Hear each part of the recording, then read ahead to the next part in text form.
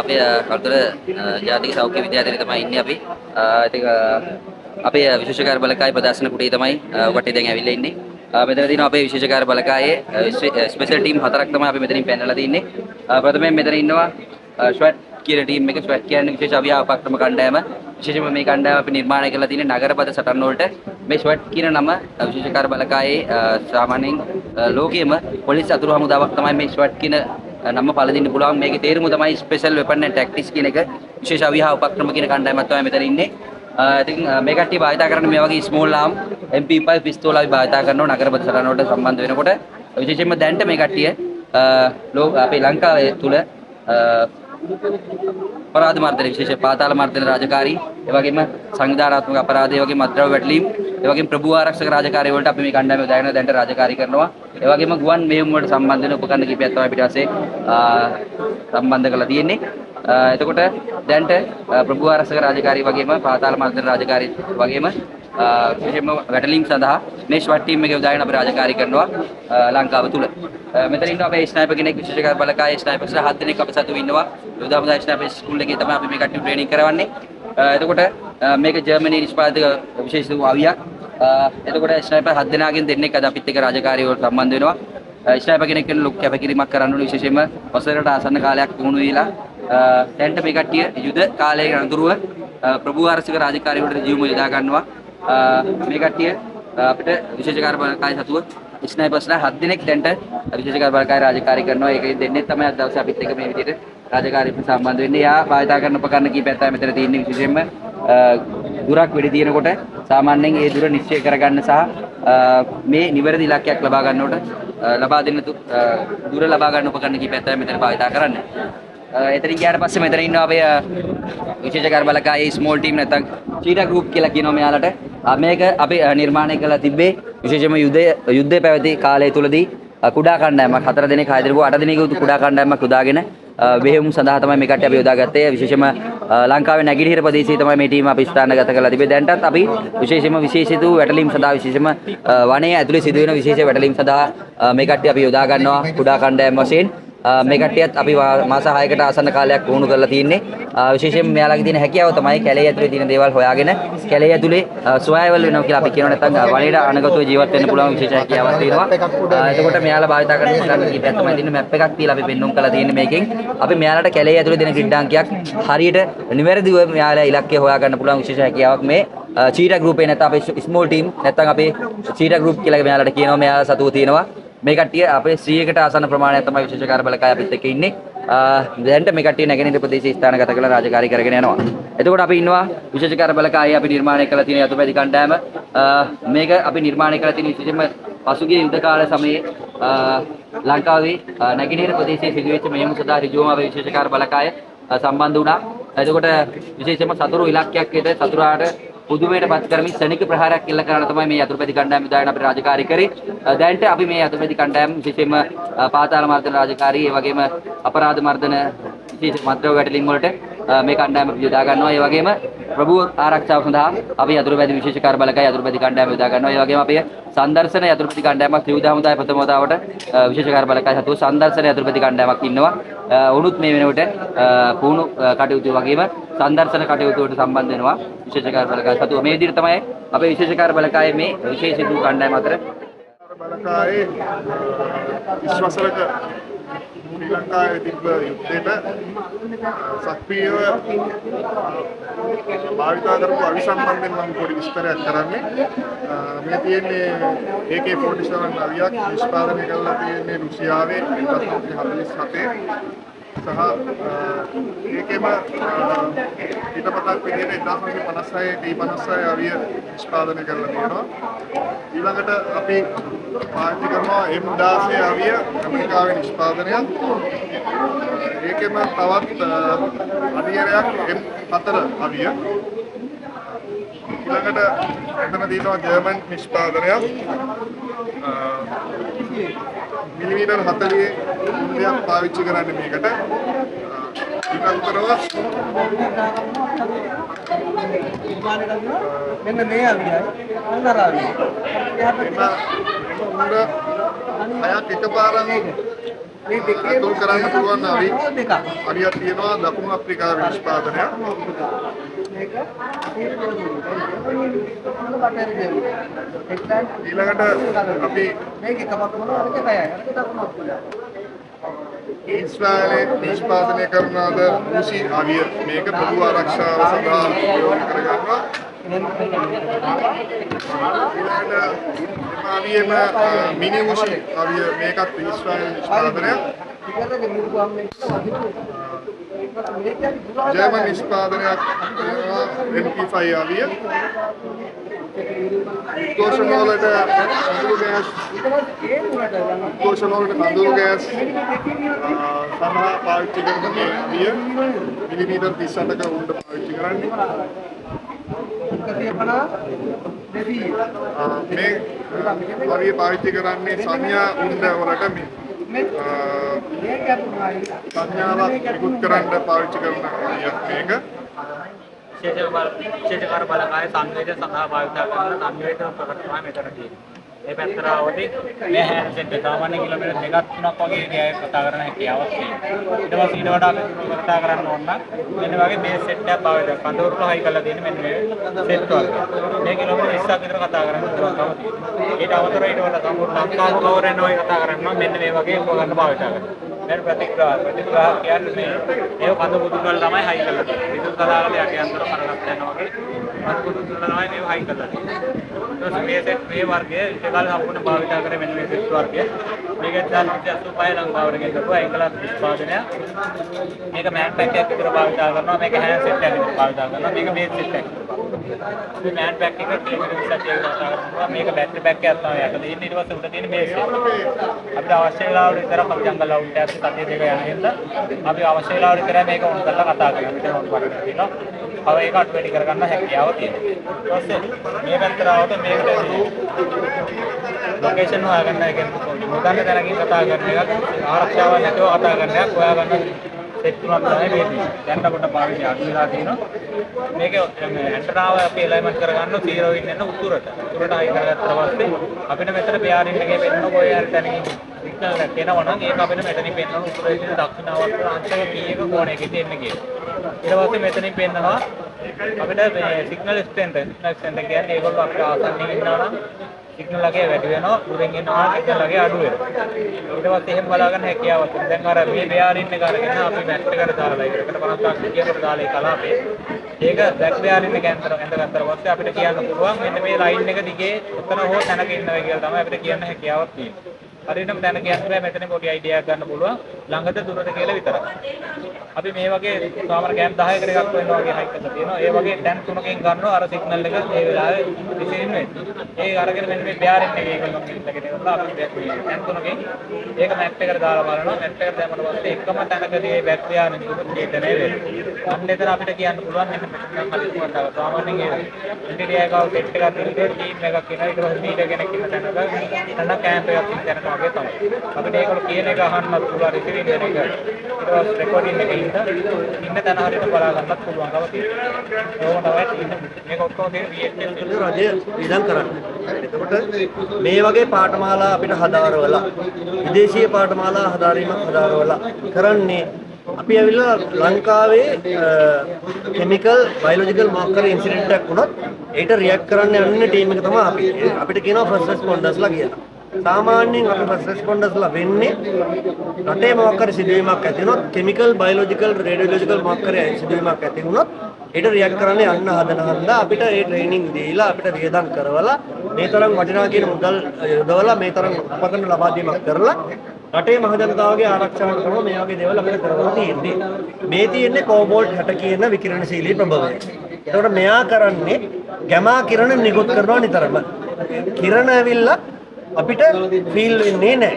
කිරණ කියන දේවල් පේන්නේ නැහැ, ඇහෙන්නේ නැහැ, දැනෙන්නේ නැහැ. මේ වගේ උපකරණයකින් පමණයි අපිට අඳුනා ගැනීමක් කරන්න පුළුවන් මේ වගේ කිරණයක්. මේ කිරණ මෙයා අයිඩෙන්ටිෆයි කරනවා.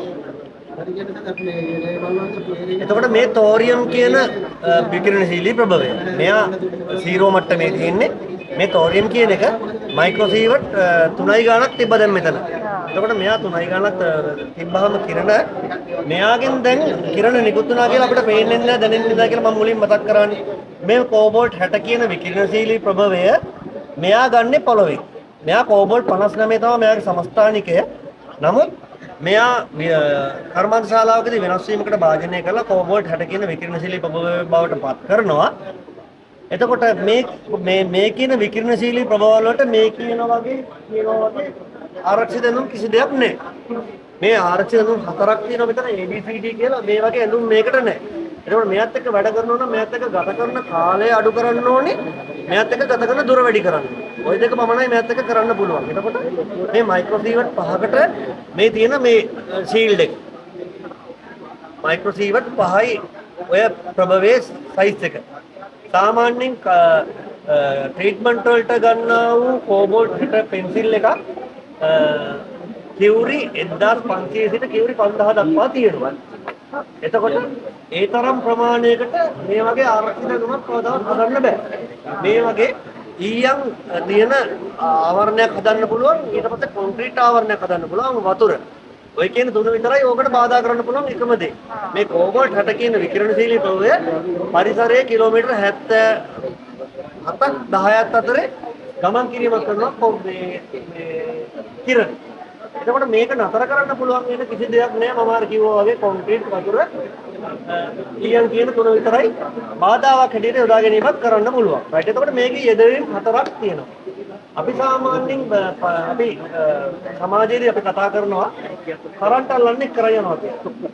ඇත්තම පුතේ කරන්ට් ඇල්ලීමක් නෙමෙයි කරන්නේ. මේ වගේ කෝබෝල්ට් 60 කියන විකිරණ කියන්නේ එක ප්‍රභව තියෙනවා. කෝබෝල්ට් 60 තමයි මේ කැන්සර් වලට ට්‍රීට්මන්ට් වලට ගන්න. ඒ වගේ විකිරණශීලී ප්‍රභවයකට රෝගියා නිරාවරණය කිරීම තමයි කරන්නේ. කැන්සර් එකක් කියන්නේ විකෘති DNA.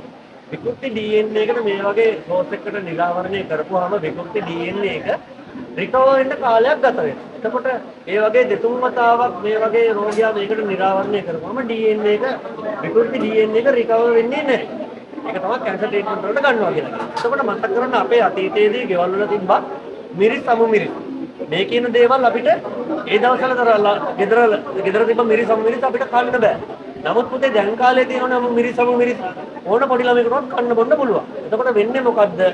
මෞෂාකයේ තිබ්බ ගති ලක්ෂණ වලින් පරිබාහිර වූ වෙනත් ගති ලක්ෂණ සහිත බීජ නිර්මාණය වෙනවා. මම කිව්වා මෙයා DNA එකට ඇටැක් කරනවා කියලා. DNA එක වෙනස් වුනහම ගති ලක්ෂණ වෙනස් වෙනවා. එතකොට ඊළඟට හැදෙන බීජයේ ගති ලක්ෂණ අර මෞෂාකයේ ගති ලක්ෂණ වලින් බහැර වූ ඒවා තියෙන හම්බෙන්නේ. බීජ හැදෙන්නේ. එතකොට අංක 3 වෛද්‍ය උපකරණ වල ඉන්න සුද්ධජීවීන් විනාශ කිරීමට මෙයා යොදා ගන්න පුළුවන්. මේක කියන එක පුතේ මේක ශක්තිය ලොකු ශක්තියක්නේ. සාමාන්‍යයෙන් මිනිස්සෙක්ව හිතවල තියෙන මිනිස්සෙක්ව එක විනාඩියකින් මරලා වටන්න පුළුවන් මේ වගේ ප්‍රභවයක. ඒ තරම් ශක්තියක් තියෙන දෙයක් මේක. නමුත් දැනෙන්නේ නැහනේ.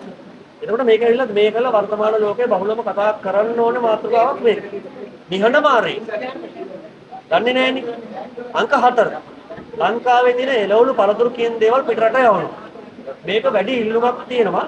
සීල් ටයිප් බෑග් එකක් ඇතුලේ එළවලු පළතුරු දාලා මේ වගේ සෝස් එකකට නිරාවරණය කරනවා. මොකද්ද වෙන්නේ? එළවලු පළතුරු සෝස් එකට නිරාවරණය කරපුවාම ඒ සෝස් මේ එළවලු හෝ පළතුරේ ඉන්න සුදුජීවීන් විනාශ වෙනවා. අර බෑග් එක සීල් ටයිප්. එතකොට මේ බෑග් එක නැවත ඕපන් කරන තාක්කල් ඒ එළවලු හෝ පළතුරු කිසිදු වෙනස් වීමකට භාජනය වෙන්නේ නැහැ. නැවත මේ බෑග් එක ඕපන් කරාට පස්සේ සුදුජීවීන් මේකට ඇතුල්ලා නැවත නරක වීමකට භාජනය වෙනවා එළවලු හෝ පළතුරු. ඒක අපිට සෝස් එකට නිරාවරණය වුණා කියලා හරියටම ඔප්පු කරන්න පුළුවන් විදිහ තමයි. ඒකේ තියෙනවා ස්ටිකර් එක. ස්ටිකර් එක මුල් කාලේ තියෙන ස්ටිකර් එක මතු පාට ස්ටිකර් එක. සෝස් එකට නිරාවරණය වුණාට පස්සේ ස්ටිකර් එක කොළ පාට වෙනවා. ඒ කියන්නේ සෝස් එකට නිරාවරණය වුණා කියන එක තමයි ඒකෙන් කියන්නේ. එතකොට ඒ යන්ත්‍ර මත පදනම් වෙලා අපි වැඩ කරනකොට මේ යන්ත්‍ර මත මොකක් හරි බැටරි ෆේලියර් එකක් ආවොත් එහෙම අපි මේකට කියනවා අපේ බයිබල් එක කියලා. සාමාන්‍යයෙන් ලෝකේ භාවිත වන කිමිකල් වර්ග සියලුම දේවල් වලට රියැක්ට් කරන ආකාරය මෙහි සඳහන් වෙනවා. සාමාන්‍යයෙන් ලෝකේ භාවිත වන කිමිකල් එක ඕන දෙයක් භාවිත කරන UN නම්බර් එකකට. නම්බර් එකෙන් තමයි කතා කරන්නේ. නමින් කතා කරන්නේ නැහැ කිමිකල් එක කිසිදු අවස්ථාවක. එතකොට ෆයර් එක්ස්ප්ලෝෂන් එක මොකද්ද කරන්න ඕනේ? හෙල්ත් වලට මොකද්ද කරන්නේ? පබ්ලික් සේෆ්ටියට මොකද්ද කරන්නේ? ප්‍රොටෙක්ටිව් ක්ලොත් එක මොකද්ද? A B C D කියන ක්ලොත් 4 එවකියුෂන් එක කොහොමද කරන්න කියන එක 5 වලට මොකද්ද කරන්නේ ලීක් එකනේ මොකද්ද කරන්නේ ෆස්ට් එයිඩ් මොකද්ද කියන්නේ සියලු දේ සඳහන් වෙනවා මේ පොතේ. මේ පොත අපිට හම්බෙන්නේ කැනේඩියානු ආධාර මත. උතේ මේ පොත අවුරුදු 4න් 4ට අප්ඩේට් වෙනවා. 2016 20 24 28 කියන පොතත් අපිට හම්බෙන්න ළඟයි. තාම නමුත් අර කියන පොත් තුනම අපිට හම්බුන්නේ නැහැ. මේ කියන පොතේ PDF එක අපි ඩවුන්ලෝඩ් කරලා වයිසර් කියලා ඇප් එකක් තියෙනවා. ඒ ඇප් එක මාර්ගයෙන් අපි රෙස්පොන්ස් කිරීමේ කටයුතු වලට නිරත වෙනවා. රයිට් එතකොට මේ තියෙන්නේ ඩෙඩ් බොඩි මැනේජ්මන්ට් වලට යොදා ගන්නා වූ බොඩි බෑග් එක. මේ සීල් ටයිප් බෑග් එකක් මේක හරහා කිසිදු දෙයක් ඒ බොඩි එකේ තියෙන දෙයක් එළියට එන්නේත් නැහැ. එළියෙන් තියෙන කිසිදු දෙයක් බොඩි එකට යන්නේත් නැහැ. රයිට් එතකොට මේක පොළවේ දාන භාවිතා කරන්නේ නැහැ. අපි සාමාන්‍ය ගිනි දැමීමක් තමයි කරන්න ඕනේ. බොඩි එක දැම්මට පස්සේ අර කොරෝනා සීසන් එකේ පැන්ඩමික් සීසන් එකේ අපි කරේ බොඩි උච්චප එකනේ. අරලා වෙන්නේ. එතකොට මේව විනාශ වෙනවා. පොළවට දැම්මොත් මෙයා දිරන කාලය ගොඩාක් වැය වෙනවා. එතකොට මම මේ සුළු වේලාවක් අරගෙන කතා කරේ වර්තමාන ලෝකයේ බහුලවම කතා විය යුතු මාතෘකාවක් වන කෙමිකල්, බයොලොජිකල්, රේඩියොලොජිකල්, නියුක්ලියර් කියන සම්බන්ධයෙන් නියුක්ලියර් කියන පැත්ත ලංකාවේ නැහැ. නමුත් අර කියන මාතෘකාවට තමයි මම මේ කතා කළේ. මේ සම්බන්ධයෙන් මොකක් හරි අපහැදිලි කරලා තියෙනවා නැවත අහන්න පුළුවන්. කොම්පනීස් කොටස් අතර කොම්පනීස් කොටස් කියන ස්පෝස් වෙන ඕම්බයක් අදල විදිය ඕම්බයක් අපි එක්ස්පෝස් කරලා ගන්න දේවල් එහෙම නැත්නම් අපි යම් සර්ච් කරගන්න දේවල් දක්වාම අර පොඩි දක්වාම තියෙනවා මෙතනින් තියෙනවා මුලින්ම එක්ස්පෝස් වර්ග අපි කාඩ් පොඩි විදියට තියෙනවා හයි එක්ස්පෝස් ලෝ එක්ස්පෝස් කියන එහෙම නැත්නම් ප්‍රයිමරි එක්ස්පෝස් ඒ එක්ස්පෝස් වර්ග මාර්ගා ගන්න මෙතන ඔක්කොම තියෙනවා ඉන්දිය දස්වාදයෙන් අපි අල්ලගත්තු අපේ සයිට් චාර්ජස් තියෙනවා පැති ඊළඟටව මස්තර කුරුළු බෝම්බ තියෙනවා ඊළඟට අපි සුරයි ජැකට් අපි දාලා තියෙනවා ඒතර මෙතන තියෙනවා අපි මේකට කියනවා එක්ස්පෝස් ඩිටෙක්ටර් එකක් කියලා. එහෙම නැත්නම් අපි කරන්නේ මේ එක්ස්පෝස් වර්ග හඳුනා ගන්න පුළුවන් මැෂින් එකක් තමයි මේක. අපි කරන්නේ අපි සාමාන්‍ය එක්ස්පෝස් අතර තියෙන ඔය නයිට්‍රේට් කාණ්ඩේ පුරද්‍රව්‍ය වලින් එම ඒ නයිට්‍රේට් කාණ්ඩේ මේක වාතර නිරා වුණාම අවකාශ වායු අවකාශයේ තියෙන නයිට්‍රේට් පුරද්‍රව්‍ය අපි මේ මැෂින් එක අපි ඩිටෙක්ටර් ඔන් කරනවා අපිට තියෙන්නේ මේ වායු අවකාශ වාසු මේකට ආයේ එක්ස්පෝස් කර ගන්නවා. එතකොට වෙන්නේ අපිට මේ එක්ස්පෝස් වර්ගය අපිට මේ ඩිස්ප්ලේ එකේ දෙනවා මෙන්න තියෙන්නේ අපි TNT කියලා ඩිස්ප්ලේ එක දෙනවා. මේකට කියනවා එක්ස්පෝස් ඩිටෙක්ටර් එකක්. මෙතන ඊට පස්සේ මෙතනින් ගියාම තියෙනවා අපිට මේ දෙකම විලා NLJD එකක්. NLJD කියන්නේ non linear junction detector. මේකෙන් කරන්නේ අපිට සාමාන්‍යයෙන් පරිපථයක්. එහෙම නැත්නම් අපි වයරින් එකක්. අපි ගමු විත්‍යක් ඇතුලේ තියෙන වයරින් එකක්. අපි VIV ෆන්ක්ෂන් වලට යන ජනාධිපති යන ෆන්ක්ෂන් එකක් අපි එන්න කලින් අපි චෙක් කරනවා. ඒක චෙක් කරලා අපි VIP දැන් වෙන කාමරයකට අපි තියෙන බිත්ති චෙක් කරනවා. ඒ බිත්තිවල තියෙන වයරින් එක වයින් අමතර වයරින් එක වයර් කැඩලා තියෙනවද? වයරින් එක කවුරු හරි කඩලා අවුට් කරලා අරගෙන තියෙනවද? ඒ වගේ ජන්ක්ෂන් එකක් කරන්න පුළුවන්. ඒ වගේ ජන්ක්ෂන් එහෙම නැත්නම් සර්කිට් කරන උපකරණ දැක්කම මේක. මේකට කියනවා වීඩියෝ ස්කෝප් එකක්. මේකෙන් කරන්නේ අපි සාමාන්‍යයෙන් කඩන්න සීල් කරපු දෙයක්. අපි චෙක් කරගන්න සීල් කරපු දෙයක් අපි කියමු බබල් එකක් කියලා. මේක සීල් කරපු බබල් එක අපි පොඩි හෝල් එකක් හදලා අපිට ඩැමේජ් කරන්න අවශ්‍ය නැහැ. මේක ඇතුළට දාලා මේක ඇතුළේ තියෙනවා ලයිට් එකක් තියෙනවා. ඊට පස්සේ අපිට කැමරා එකක් තියෙනවා. මේක ඔන් කරාම අපිට පුළුවන් මේ බබල් එක ඇතුළේ තියෙන සියලු දේවල් අපිට මේකෙන් බලා ගන්න ඩිස්ප්ලේ එකේ බලා ගන්න. ඒ කියන්නේ ස්කෑනර් එකක් වගේද? ස්කෑනර් නේ අපිට වීඩියෝ එකක් දෙන්නේ. ඊට අමතරව මේ වීඩියෝ එක අපි ඩවුන්ලෝඩ් කරගන්නත් පුළුවන්. ඒ වගේ මේකට කියනවා වීඩියෝ ස්කෝප් එක. රයිට්? මේකට කියනවා බ්‍රෂ් කටර් එකක්. බ්‍රෂ් කටර් එකක් කියන්නේ අපි මේ සර්ච් කරන වෙලාවටම අපි ඒ සර්ච් කරන බැරි දේවල් අපිට අපි කියමු ටයර් එකක් කියලා. අපි ලොකු ටයර් එකක් අරගෙන අපි ටයර් එක සර්ච් කරන්න අපි මේක ඔන් කරලා අපි ටයර් එක දිගේ අපි ස්කෑන් අපි සර්ච් කරන්න කියොත් මේක පොඩි එක්ස්රේ එකක් විදියට පොඩි පික්චර් එකක් අපිට දෙනවා මේ ඩිස්ප්ලේ එකේ. ඒක ටයර් එක ඇතුලේ මොනවද ආකාර දෙයක් කරනවනම් අපිට මේක කියව ගන්න පුළුවන්. මේකට අපි කියනවා ග්‍රවුන්ඩ් ස්කෑනර් එකක් කියලා. ග්‍රවුන්ඩ් ස්කෑනර් එක කියන්නේ අපි පොළව මේ පොළවේ ඉඳන් පොළව දක්වා මීටර 30ක් දක්වා අපිට බලන්න පුළුවන්. අපිට පොළවේ තියෙන ස්තර, මස් ස්තරේ, වැලි ස්තරේ, ඊළඟට වතුර තියෙන වතුර ස්තරේ, ඒ වගේ හොයාගන්න පුළුවන් උපකරණ තමයි ග්‍රවුන්ඩ් ස්කෑනර් එක. right?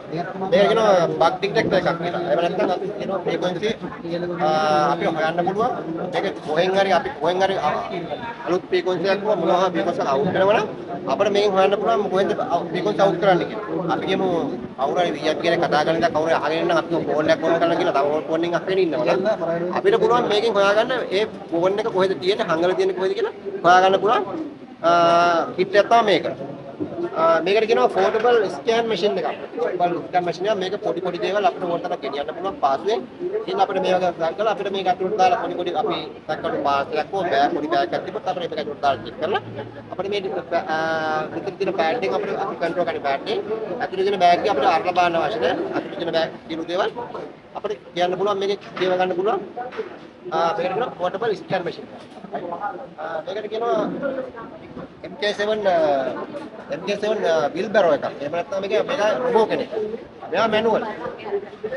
මෙයාට අපිට පුළුවන් මෙයාගේ මාර්ගෙන් අපි මීටර් 100ක් දක්වා තියෙන ඕනම මීටර් 100 දක්වා යවලා අපිට කිමෝ සැකටු පාර්සලක් තියෙනවා අපිට ඒක චෙක් කරන්න අපිට මේක අපිට මේ ගන්න එකට එනවා පොඩි එක්ස්රේ ගන්න එක.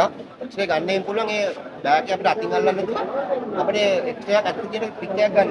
අපි කියමු ඒක ඇත්තටම බෝම්බයක් තියෙනවා කියලා බෝම්බේ අනිවාර්ය සෝස් එකක් තියෙනවා. එහෙනම් බැටරියක් තියෙනවා. අපිට පුළුවන් කියව ගන්න බැටරිය ඒ බෑග් ඇතුලේ බෑග් එකේ වල් කොටස උඩ කරන් අපි දන්නවා උඩ තියෙන එක. අපිට පුළුවන් මේ රොබෝ යවලා මීටර් 100ක් ගන්න පුළුවන් මැනුවලි. අපි මේ පැනල් එකෙන් තමයි කන්ට්‍රෝල් කරන්නේ මේ කැමරාවක් තියෙනවා. අපිට ගිහිල්ලා ටාගට් කරලා අපිට පුළුවන් මේ එක්සෝස් එක කඩන්න. මෙතන පොඩි ගන්නයක් හයි කරන් දෙනවා මේ වෝටර් ඩිස්ටර්බ්ටර් ගන්න එක. දැන් මේක නැහැ. ඒ ඩිස්ටර්බ්ටර් ගන්න එකෙන් ඩිස්ටර්බ්ටර් කරාම අර සෝස් එක මේ ටාගට් කරලා අපිට පුළුවන් ඒ බෝම්බ ඉස්සරහ කලින් ඒ අතන තියෙන මොනවාද ඒ සර්කිට් එක කඩන්න. ඒක බෝ පිපිරෙන්නේ නැහැ. අපිට එහෙම නැත්නම් අපිට පුළුවන් මෙයාව පාවිච්චි කරලා ඒ බෑග් එක අපිට එතන පුපුරන්න අවශ්‍ය නැත්නම් අපිට ඉතින් අපිට අයින් කරන්න පුළුවන්. ක්‍රියා කරන්න පුළුවන් මීටර් 100. ඒතර යට තියෙනවා එක්ස්ප්ලෝසිව් බැංකට් එකක්. සාමාන්‍යයෙන් පුරා බෝම්බ් එකක් අපිට දෙම අපිට මේක ඩිස්ට්‍රොයි කරන්න ඉන්නේ ග්‍රවුන්ඩ් එක අවශ්‍ය කරොත් අපිට පොඩි කෑලි රීල ඩැමේජ් කරනවා එන්නේ තැන් වලට අපිට පුළුවන් මේක වහලා මේක ඩස්බින් එකක් තියෙන ගොඩක් ශක්තිමත් වහලා අපි අදිට පුරවන්න පුළුවන්. එළියට කිසිම ඩැමේජ් එකක් නැහැ කෑලි සීට් සද්ද මේක තමයි එක්ස්ප්ලෝසිව් බැංකට් එක.